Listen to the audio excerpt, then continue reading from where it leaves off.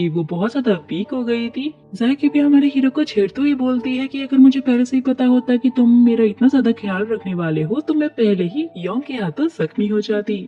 Frank उससे कहता है कि ये बच्चों जैसी बातें करना बंद करो और अपना ध्यान रखो। लेकिन हमारी हीरोइन तो ये सोचकर परेशान हो रही थी कि अब तो सारे के सारे हार्मोन एलिमेंट फिनिश हो चुके हैं, तो योंग जब प्लेनेट पर जाएगा तो वो क्या लेकर जाएगा।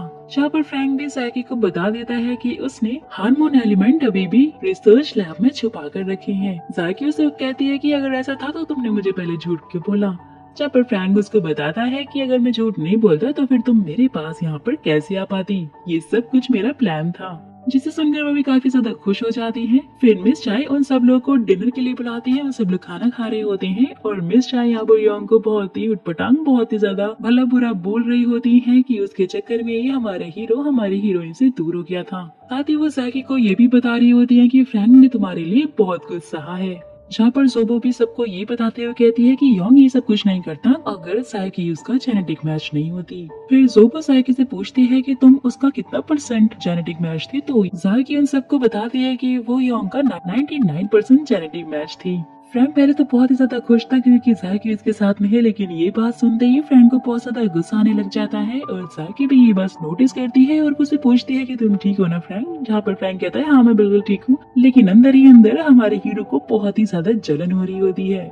सीन शिफ्ट होता है और नेक्स्ट डे दिखाया जाता है जहाँ पर सेक्रेटरी हान जायकी और फ्रैंक उन दोनों को उनका शेड्यूल बता रहे होते हैं। लेकिन यहाँ पर नोटिस करने वाली बात ये थी कि फ्रैंक को अभी भी बहुत ज्यादा गुस्सा आ रहा था। जायकी भी उससे इस बारे में पूछती है तो फ्रैंक उससे कहता है कि जेनेटिक मैच को कैसे तोड़ा जा सकता है, यानी कि हमारा हीरो अभी भी वही बात को लेकर बैठा हुआ था। साथ ही वो कह रहा होता है कि तुम्हारे होम टाउन के प्लेनेट में तो लोगों को आजादी नहीं होती है कि वो खुद से अपना पार्टनर चूज कर सके। मिस्टर हान को तो फ्रैंक की कोई बातें समझ में नहीं आ रही होती है। जहाँ पर जायकी फिर उसे समझाते हुए कहती है कि जोबो भी तो एक रोबो है, लेकिन स्टिल वो ली से बहुत ज्यादा प्यार करती है और उनका तो कोई जेनेटिक मैच भी नहीं बन सकता है। फिर तुम क्यों इतनी ज्यादा टेंशन ले रहे हो। लेकिन फिर फ्रैंक उससे कहता है कि तुम मेरी गर्लफ्रेंड हो और तुम सिर्फ मेरे साथ ही कंपैटिबल हो सकती हो, ना कि किसी और के साथ। सेक्रेटरी हान को तो यहाँ पर फिर से कुछ समझ में नहीं आ रहा होता है और वो सोच रहा होते हैं कि ये दोनों रोबोट और एलियन की कैसी अजीब अजीब सी बातें कर रहे हैं। फिर सेक्रेटरी हान उन दोनों को शांत करते हुए कहता है कि हमारे अर्थ पर तो कंपैटिबिलिटी को जानने का सिर्फ एक ही तरीका होता है,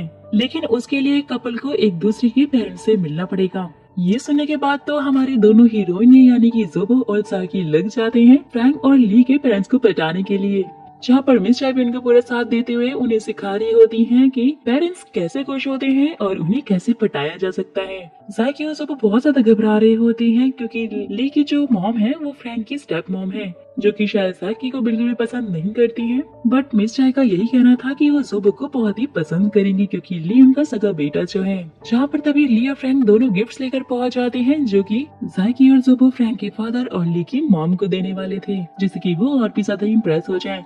जायकी और फ्रैंक के फादर के लिए एक स्पेशल केक बनाते हैं जो कि उनका बहुत ज्यादा फेवरेट था और बहुत ज्यादा मस्ती कर रहे होते हैं। नेक्स्ट डे ली और फ्रैंक जायकी और जोबो को मिलवाने के लिए अपने पेरेंट्स से लेकर जाते हैं। वो चारों बहुत ही ज्यादा खुश हो रहे होते हैं। ली की मॉम जायकी का बहुत अच्छे से वेलकम कर रही होती है और जैसे ही जोबो उन्हें हेलो बोलती है, उनसे बात करने की कोशिश करती है, वो तो सीधा ही उसे इग्नोर मारकर वहाँ से निकल जाती है।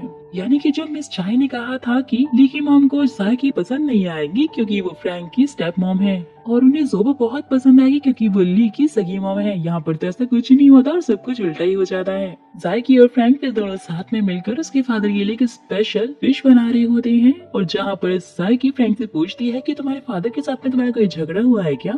फ्रैंक से कहता है कि ऐसा तो कुछ भी नहीं है। जहाँ पर जायकी फिर उससे कहती है कि तो फिर तुम अपने फादर के साथ में इतना फॉर्मल क्यों हो, ना तुमने उन्हें हक किया और ना ही तुमने उनसे सही से बात की। जहाँ पर फ्रैंक कहता है कि उनका रिश्ता बचपन से ऐसा ही रहा है तो इसलिए ये सब अब उसके लिए नॉर्मल हो गया है। वही दूसरी तरफ ली की मॉम जोबो का भी इंट्रोडक्शन ले रही होती है, लेकिन उनके क्वेश्चन के सारे आंसर तो ली दे रहा होता है, जिससे कि उसकी मॉम को बहुत ही अजीब लग रहा होता है और यहाँ वो जोबो को नीचा दिखाने की कोशिश कर रही होती है। जोबो पहले तो थोड़ा सा सैड हो जाती है, लेकिन उसके बाद उसे मिस चाय की कही हुई बातें याद आती हैं, जहाँ पर उन्होंने ये कहा था कि अगर आप किसी को पसंद करना चाहते हो तो आपको उनकी चीजों की तारीफ करनी चाहिए। और जोबो का ध्यान जाता है कि ली की मॉम तो बार बार अपने बैंगल को टच कर रही होती है, यानी कि उसे वो बैंगल बहुत ज्यादा पसंद होता है, तो जोबो फिर उसी की तारीफ करने लग जाती है। लेकिन मम्मी बोलती है कि ये बैंगल बहुत ही ज्यादा एंटीक है और बहुत ज्यादा कॉस्टली भी है। लेकिन फिर तभी वो उसे स्कैन करती है और फिर उन्हें बताती है कि जिसने भी आपको ये बैंगल दिया है उसने आपको ठग लिया है, क्योंकि ये ना तो बहुत ही एंटीक है और ना ही ये बहुत ज्यादा कॉस्टली है।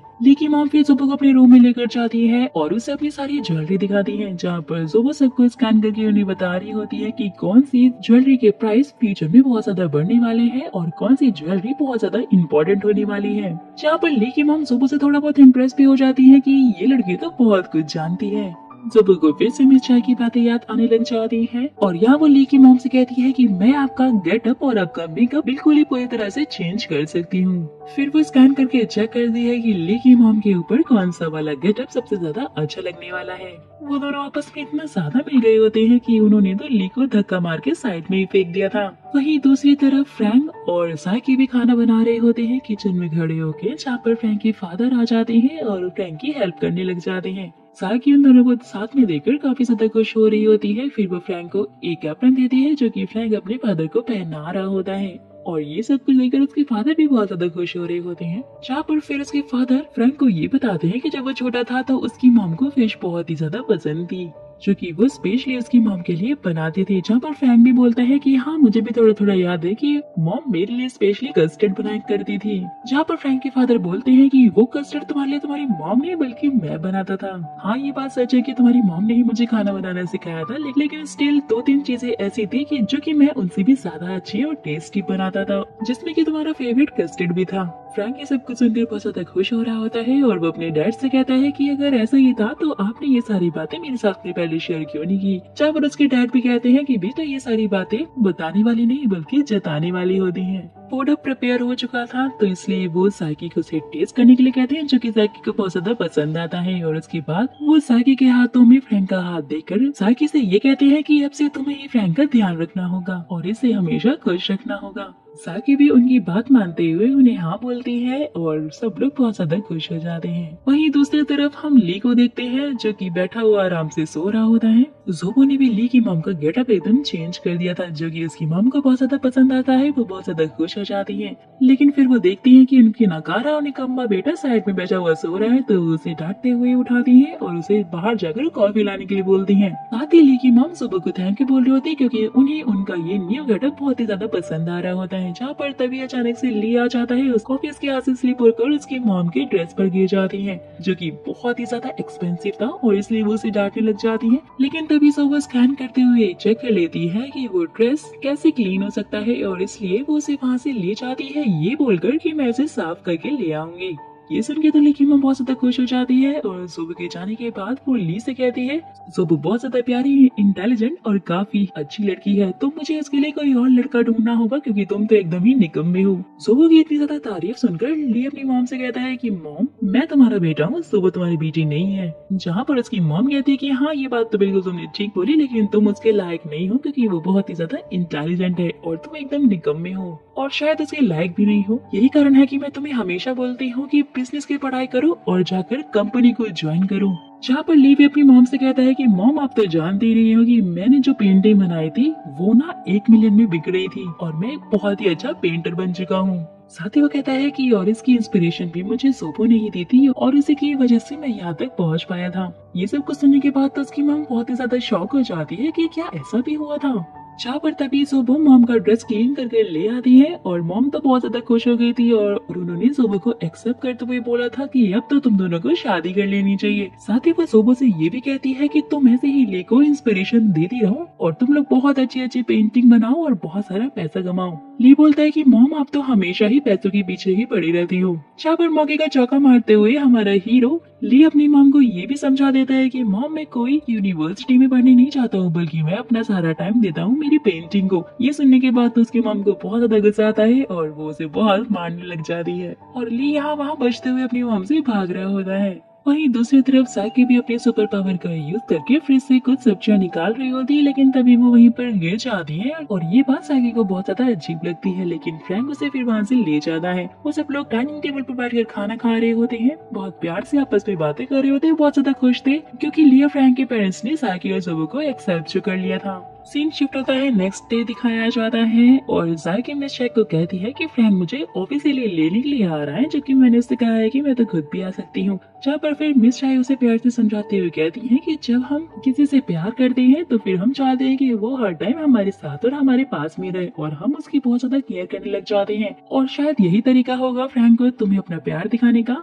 मिस चाय के जाते ही सायकी अपनी सुपर पावर से वहाँ पर रखे हुए एक केक को उठाने की कोशिश करती है, लेकिन उसकी सुपर पावर वहाँ पर फेल हो जाती है। जहाँ पर तभी फ्रैंक आ जाता है और सायकी से कहती है कि ये केक मैंने स्पेशली तुम्हारे लिए बनाया था, लेकिन देखो ये खराब हो गया और वो सैड हो जाती है। जहाँ पर तभी फ्रैंक उसके फेस पर केक लगा देता है और दोनों केक से खेलने लग जाते हैं। दोनों के बीच में किस होने वाली होती है, लेकिन तभी फ्रैंक को कॉल आ जाती है और वो लोग ऑफिस चले जाते हैं। फिर ऑफिस आने पर उन्हें ये पता चलता है कि उनका फेरोमोन परफ्यूम का काम कंप्लीट हो चुका है, जो कि बनके पूरा रेडी हो गया है।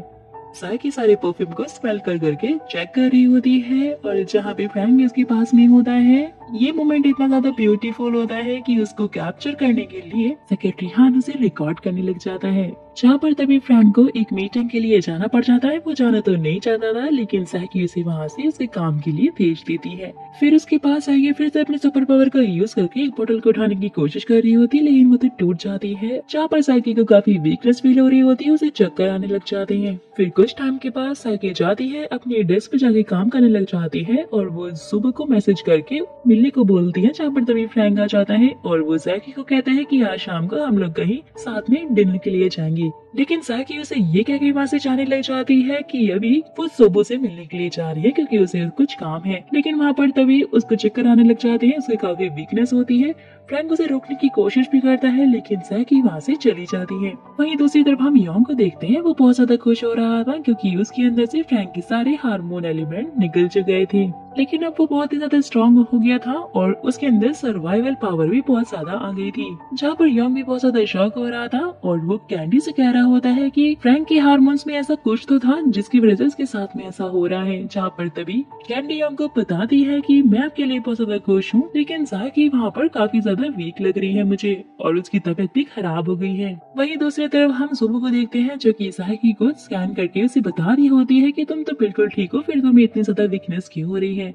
जहाँ पर तभी योंग आ जाता है और वो सायकी को ये बताता है कि जब लास्ट टाइम में फ्रैंक के ऊपर अटैक कर रहा था और तुम बीच में आ गई थी, तो उस टाइम पर तुमने अपनी सुपर पावर का यूज करके मुझे रोकने की कोशिश की थी, जिस वजह से तुम बहुत ज्यादा वीक हो गई हो और अगर तुम्हें अपनी एनर्जी वापस चाहिए तो उसके लिए तुम्हें प्लेनेट वापस चलना पड़ेगा। लेकिन यहाँ पर सायकी उसे कहने लग जाती है कि मैं प्लेनेट पर वापस नहीं जा सकती क्योंकि मैं फ्रैंक के साथ में रहना चाहती हूँ। फिर वो सुबह से कहती है कि स्कैन करके तुम मुझे ये बताओ कि मैं और यहाँ पर कितने दिन सर्वाइव कर सकती हूँ। सुबह उसे स्कैन करते हुए बताती है कि तुम बस मैक्सिमम 1 मंथ और सरवाइव कर सकती हो अर्थ पर, जिससे कि वो तीनों ही बहुत ज्यादा एक्साइटेड हो जाते हैं। लेकिन सायकी वहाँ पर उन दोनों से रिक्वेस्ट करती है कि ये बात फ्रैंक को पता नहीं चलनी चाहिए। सीन शिफ्ट होता है और दिखाया जाता है कि सायकी लेटी हुई होती है, जहाँ पर फ्रैंक उससे मिलने के लिए आया होता है। उसका फेवरेट फ्राइड चिकन लेकर आया था। सायकी उसे खोलती है, उसकी स्मेल करती है, लेकिन वो उसे खाती नहीं है। जब पर फ्रैंक को बहुत अजीब लग रहा होता है, वो उससे पूछता है कि ये तो तुम्हारा फेवरेट है, तो तुमने इसे खाया क्यों नहीं। सायकी उसे कहती है क्योंकि मैं अभी डाइट पर हूँ और इसलिए मैं नहीं खा सकती हूँ। फिर वो दोनों प्यार भरी बातें करने लग जाते हैं, जहाँ पर सायकी उससे कहती है कि तुमने मेरे लिए आज तक बहुत कुछ किया है, लेकिन अब मैं चाहती हूँ कि मैं तुम्हारी सारी विशेष पूरी करूँ, तो इसलिए मुझे तुम्हारी विश लिस्ट चाहिए। जहाँ पर फ्रैंक कहता है कि तुम मेरे पास हो, मेरा प्यार मेरे साथ है, तो मुझे और कुछ भी नहीं चाहिए, मेरी सारी विशेष कंप्लीट हो गई हैं। लेकिन फिर सायकी उसे ये कहते हुए वहाँ से जाने के लिए कहती है कि नेक्स्ट टाइम जब मुझसे मिलने के लिए आना तो अपने साथ में अपनी विश लिस्ट जरूर लेकर आना। डोर बंद करने के बाद वो बहुत ही ज्यादा रोने लग जाती है। एंड गाइस, यहीं पर इस एपिसोड का दी एंड हो जाता है।